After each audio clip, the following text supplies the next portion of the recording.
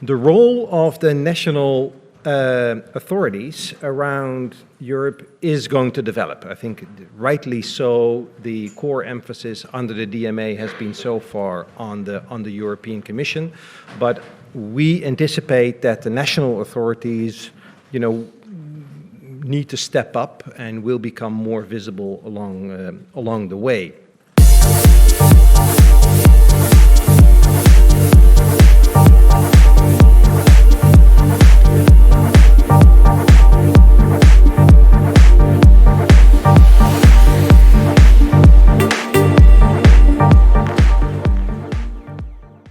Yes, thank you very much, and thank you very much to CERRE for inviting me and give the perspective of a national authority. I think what is for us particularly interesting is that the digital regulations, the DMA and the DSA, add to our current toolbox of consumer protection, of competition. I think those are the two important elements relevant for this audience, and that expands our possibilities to address the major issues that our societies are facing. So the ACM, as a competition authority, is obviously responsible for the DMA, for the national authorities' DMA part, which is relatively limited, and is likely to be the national regulatory authority under the DSA, under the DGA, and under the DA. We haven't been appointed yet, so you never know what's happening within Parliament, but for now, we work on the assumption that we will be the designated regulator in all those areas. For now, I'm focusing, obviously, in the context of this conference on the DMA and the DSA. And the first thing which I think we as the ACM were extremely grateful for is that our government provided us, reasonable, sufficient budget. And I know a lot of regulatory authorities around Europe are struggling with that, but we are happy with which I think a generous government, an Indian taxpayer that gave us ample means to enforce these new digital regulations. We have been allocated 7 people for the DMA, which is obviously, given our limited role in the DMA, makes sense, and 50 people for the DSA. And to some of you, 50 may seem, a significant amount for a country the size of the Netherlands, and that may be true, but bear in mind that after Ireland, the Netherlands is one of the most attractive venues, one of the most attractive locations for pan-European digital platforms. So we are hosting the headquarters of a number of very large online platforms and non-very large online platforms like Booking, Snap, Alibaba, Uber, Just Eat It, Katawiki, and a few others. So I thought I use these 15 minutes to take you with, first, what are we going to do, actually, with all those people?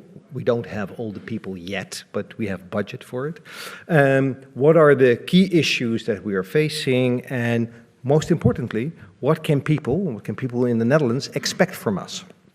So our focus, our 2024 focus on the DMA is, and of course this is all crystal ball glazing, so we don't know exactly what's happening, but if we already received some signs that it is likely that we will need to handle a great number of complaints about non-compliance,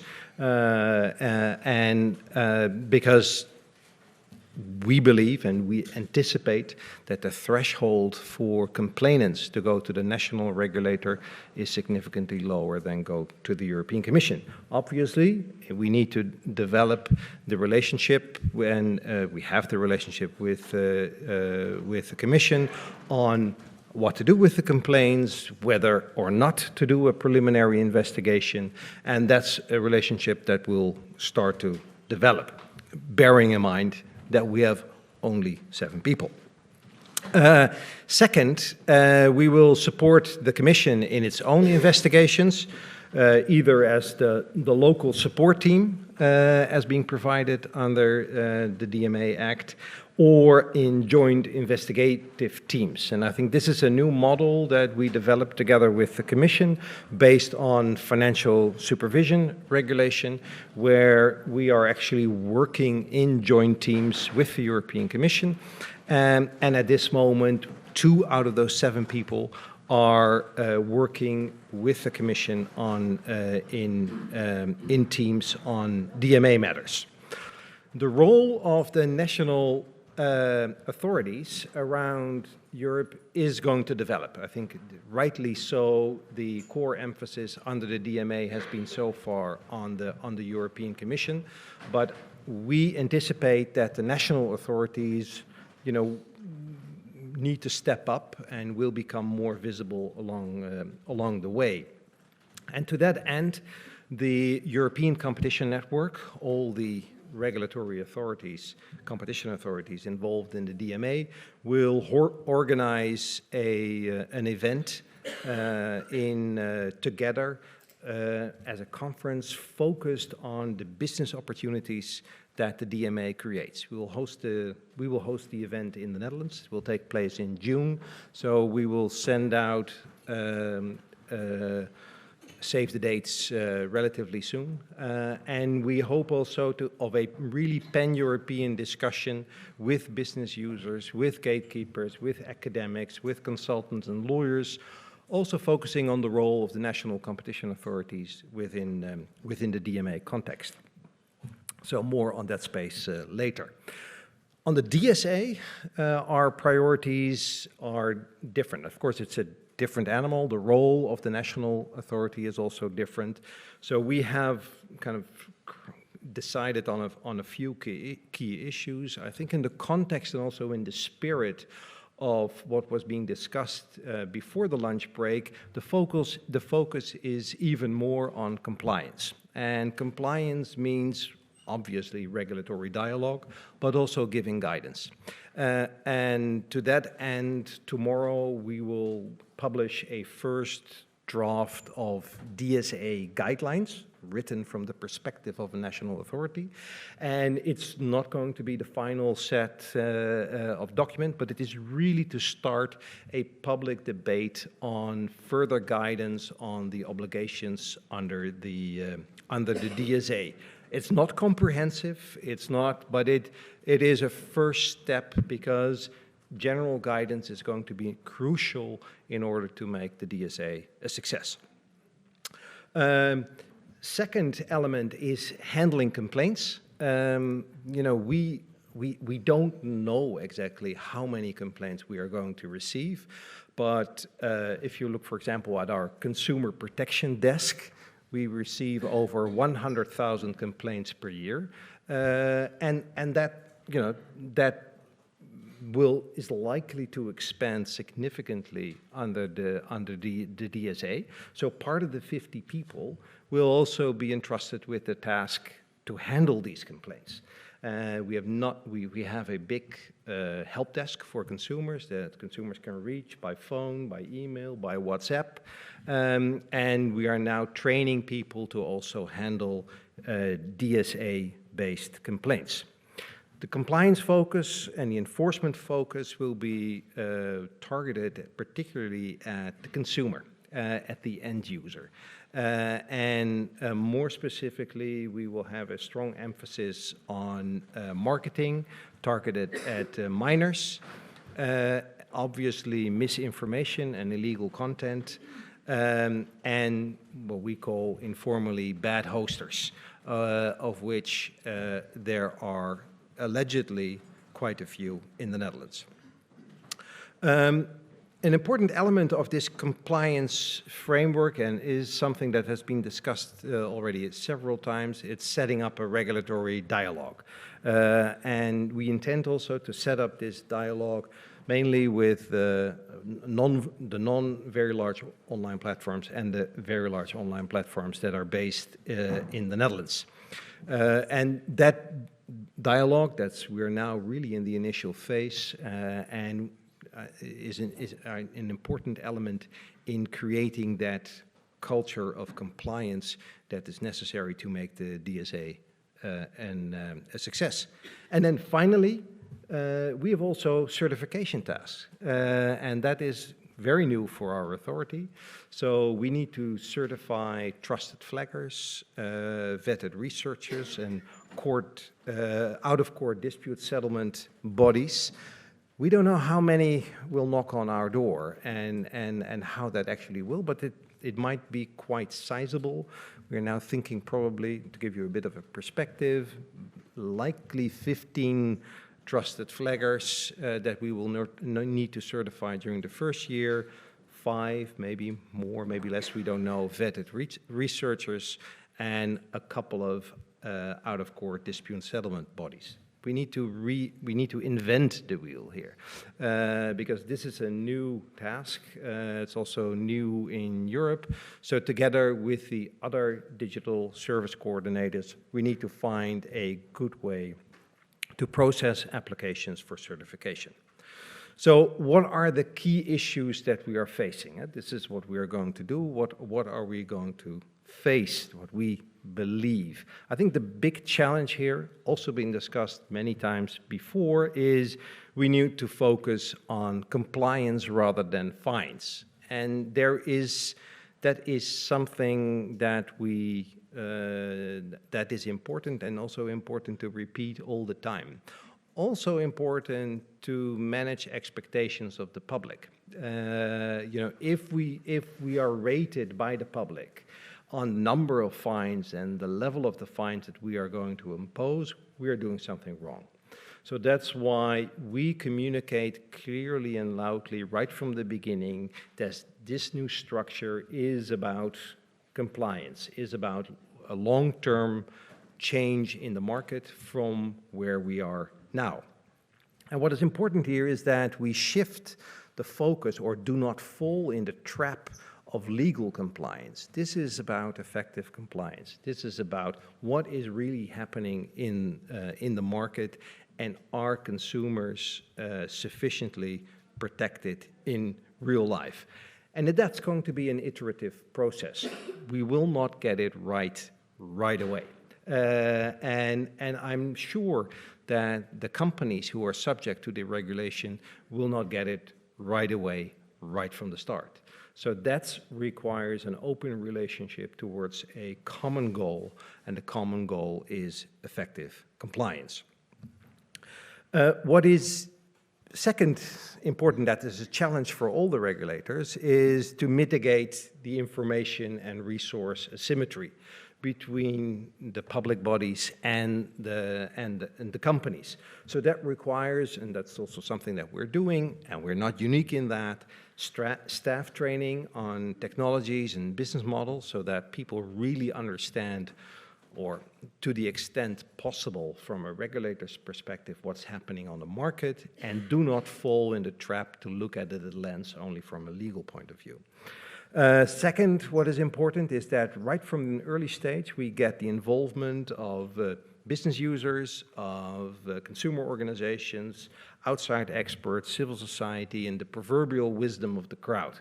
And that is also one of the reasons why we started, or why tomorrow we will publish our draft guidelines in order to attract people and people's wisdom and create a stakeholder field with a diverse stakeholder field with many people. And then finally, what is important is that we share knowledge and experience, both with national regulators, other national regulators. We do not have a monopoly on regulatory enforcement, and also with regulators outside the Netherlands. It's not time for each regulator to reinvent the wheel. We need to use our resources efficiently. This cross-regulator enforcement is a priority of the agency. And in the Netherlands, we set up the cooperation platform for digital regulators. In our case, because we already have quite a lot of competencies, it is a platform where we work together with the Privacy Authority, the Media Regulator, and the National Security Agency for the digital market. And together, we created this forum and exchange ideas, knowledge, and we have at different levels, we interact with each other. So we have regular meetings at the board level between these 4 agencies. And then second, we set up separate chambers where we involve even more regulators in the Netherlands around certain topics, whether that is the DSA as a specific topics where we need to coordinate with other regulators as well. Think about the regulator, for example, responsible for the gaming industry in the Netherlands. We set up around certain topics on AI is one of the chambers, and that is run by the Privacy Authority. A final step in that coordination, so regular meetings, knowledge sharing, and alignment of enforcement actions. Second, chambers around more specialized topics. And the third is not what we are now exploring, is whether we can come to a sort of cross-regulator account management. So where the 4 regulators jointly set up regular meetings with repeat players located in the Netherlands. This requires probably waivers by companies. It requires cooperation and trust among the regulators. But we believe as regulators that it is important for the businesses to have a sort of one-stop shop model where they have the key regulators at the same table. And on the other hand, it avoids that the companies are able to play the different regulators out against each other. No, it's always, as a parent, I can say nothing is more important that the parents are aligned, and that's the same with the regulators. So there come to the final point. What can people expect? And I think that is an important task, particularly for the national regulator, to communicate to the public. There is making digital markets work better for people and businesses is complicated and will take time. I repeat this phrase all the time, so that's why this is kind of my mantra also in explaining within the Netherlands what people can expect. And there is a huge risk that regulators overpromise and underdeliver, and that it will not end well.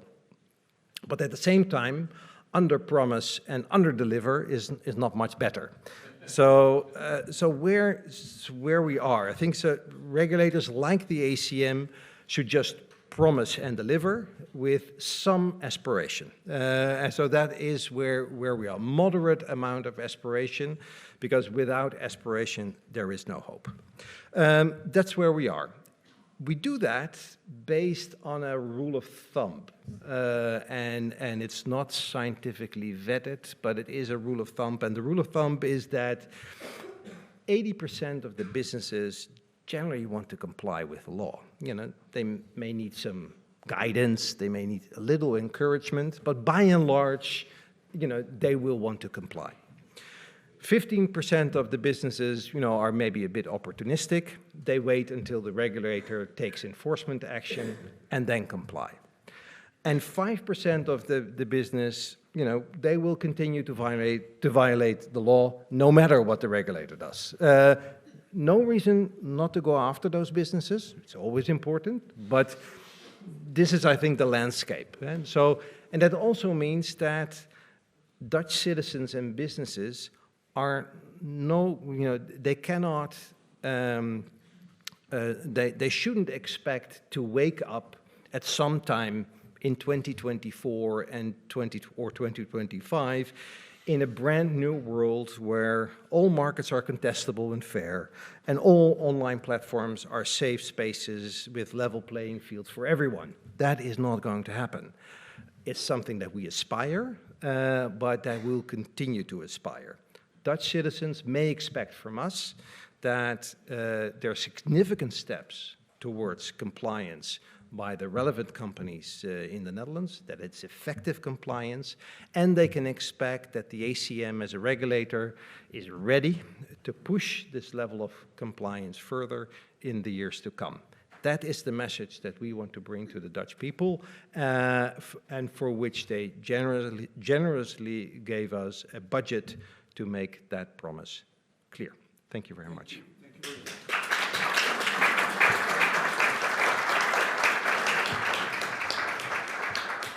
Thank you, Martin. The purpose of this event is basically to try to make two pieces of complex regulation a bit more clear.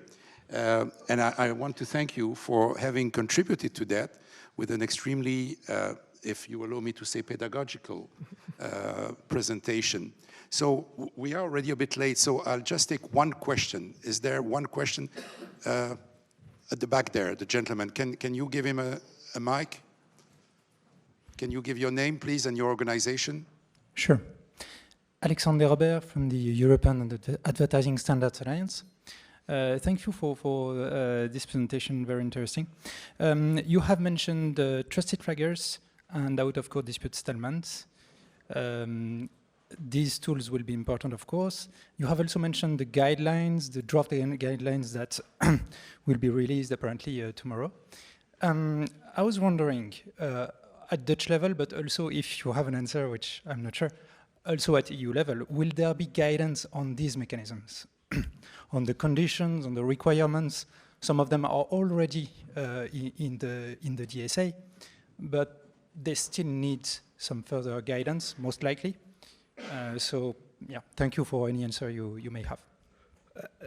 Thank you. Yeah, I do not know whether whether further guidance will be issued by the European Commission or by other regulators, and I think this is typically one of those areas where we need to develop the relationship. So I would, without putting the ball back into your hands, please read our draft guidelines.